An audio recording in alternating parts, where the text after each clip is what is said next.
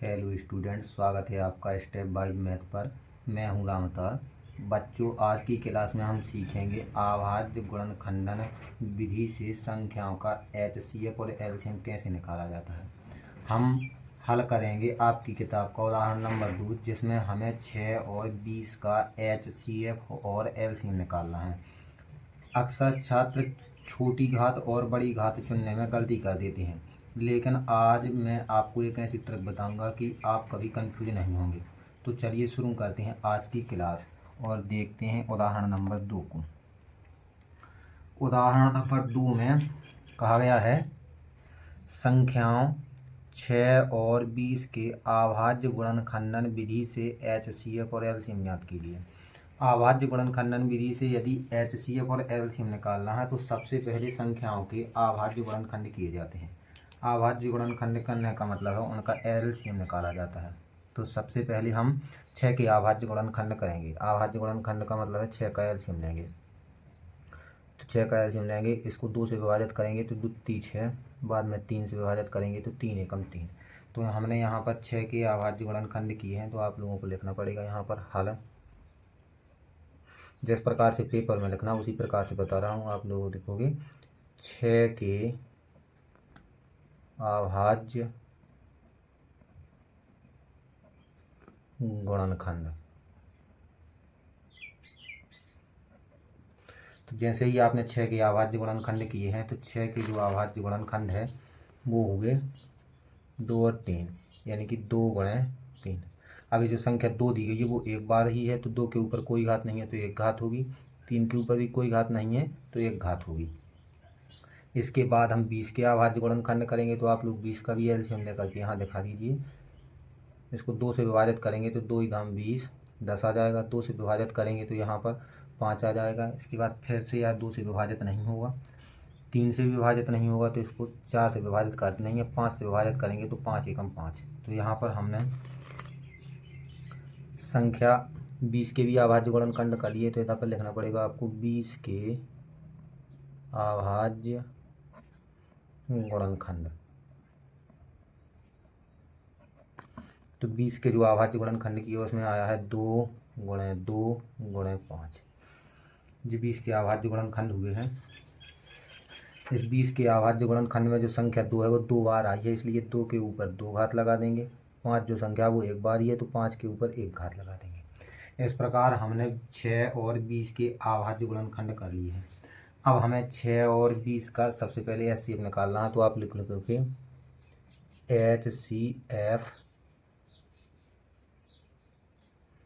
HCF of, कुछ तक का मतलब होता है ऑफ को बोलते हैं का। किसका एचसीएफ निकालना है? 6, 20 का। बराबर में आप लोगों को यहाँ भाषा लिखनी पड़ती है एचसीएफ में। ओ भाई नेक्स्ट अभाज्य गुणनखंडों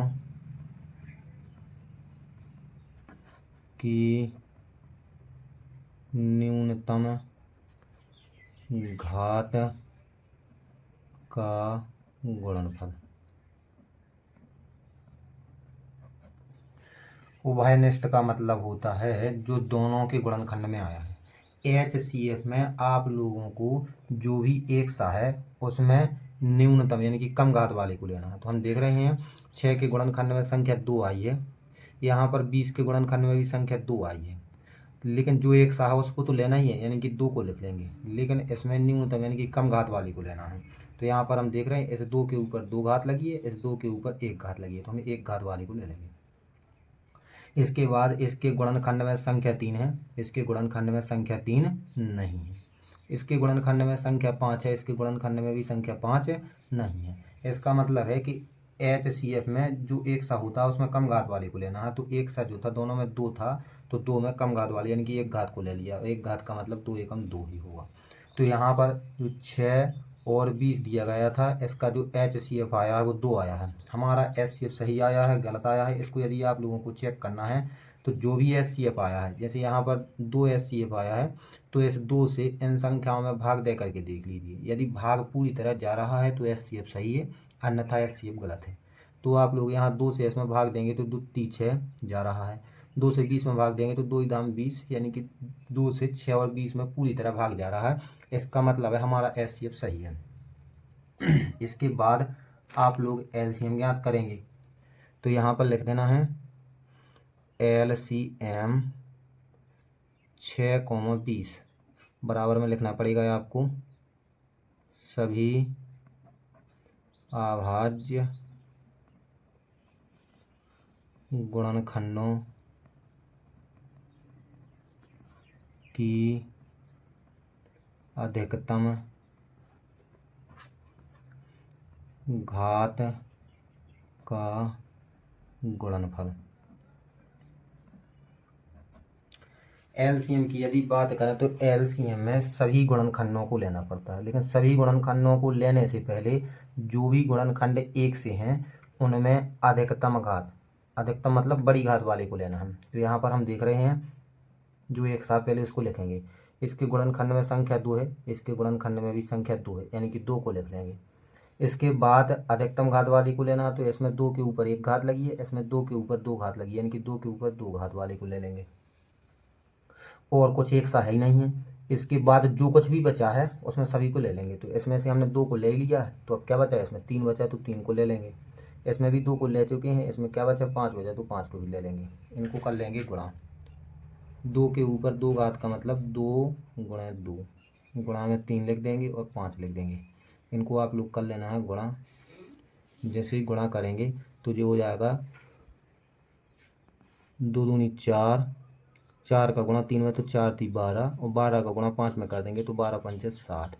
जो यहाँ पर आया है LCM वो आया है 60। हमारा जो LCM आया वो सही आया है, गलत आया है। इसको यदि चेक करना है तो ये जो संख्याएँ दी गई हैं इन संख्याओं से इसमें पूरी तरह भाग जाना चाहिए। तो आप देख सकते हैं कि 6 से जब 60 में भाग देंगे तो 6 दाम 60, 6 का भाग जा रहा है पूरी तरह। और 20 का जब भाग देंगे तो 20 दूनी 40, 20 30 60, यानी कि 20 का भी पूरी तरह भाग जा रहा है। तो यहाँ पर हमने इस वीडियो में 6 और 7 का HCF और LCM निकाला है। तो बच्चों ये था अभाज्य गुणनखंड विधि से HCF और LCM निकालने का सबसे आसान तरीका। उम्मीद है अब आपको घात चुनने में कोई दिक्कत नहीं होगी। अगर आज की क्लास पसंद आई हो तो वीडियो को लाइक करें और अपने दोस्तों के साथ शेयर ज़रूर करें। कल की क्लास में हम उदाहरण 3 और उदाहरण 4 को इसी आसान तरीके से हल करेंगे। चैनल को सब्सक्राइब करना ना भूलें। कल शाम 7 बजे, तब तक के लिए पढ़ते रहिए। धन्यवाद। मिलते हैं अगली क्लास में।